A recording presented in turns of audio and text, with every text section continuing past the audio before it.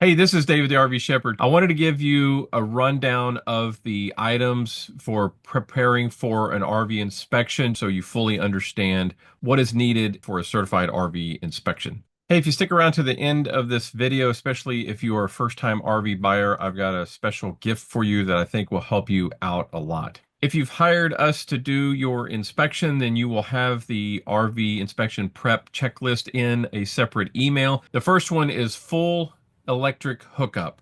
And what that means is if you have a 50 amp unit, it needs to be plugged into 50 amp power. If you have 30 amp unit, it needs to be plugged into 30 amp power. Dog boning down to a 110, 120, 20 amp outlet, like a house outlet in somebody's garage or something like that. Yes, you can run equipment that way, but you're very limited.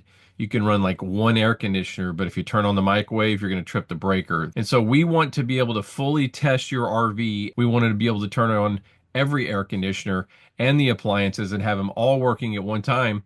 In high stress environments too, if things aren't quite right, you can run into an electrical issue like this breaker box that has melted wires. It's one of the things we check on our inspection. But again, we want full power capability to that RV.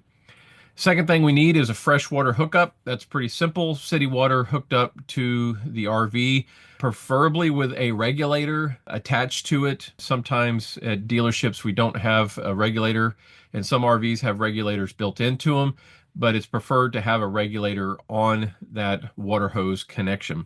Number three, and this one is honestly probably the more difficult one, but that is a sewer hookup. We want to be able to test your sewer dump functions, but at several dealerships, we aren't able to test the sewer dump function.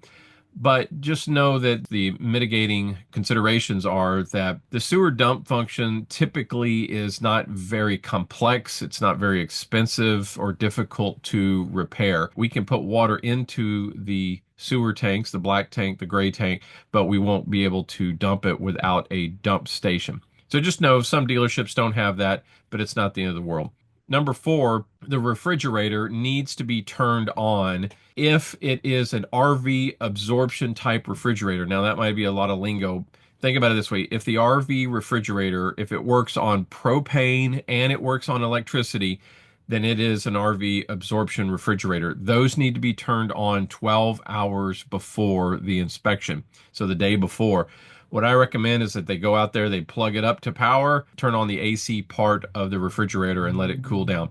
Those units take a long, long time to cool down. If it hasn't been turned on, by the time we leave the inspection, the best we'll be able to do is tell you that it started off at this temperature, and by the time we left, it was at this temperature.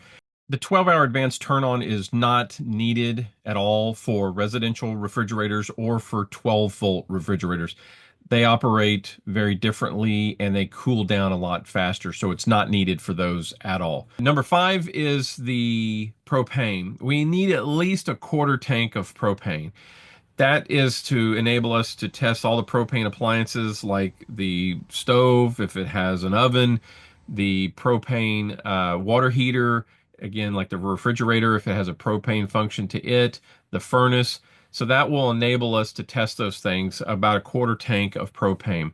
If it doesn't have propane, we can't test the propane systems. Lastly is fuel to run a generator. If it has an onboard generator, then we need enough fuel to run that generator for about an hour. Most generators for drivables will run off the fuel tank. So if it's a diesel, Class A, Class B, Class C, if it's a diesel, then you need to have more than a quarter of tank. I always like to say half a tank is best.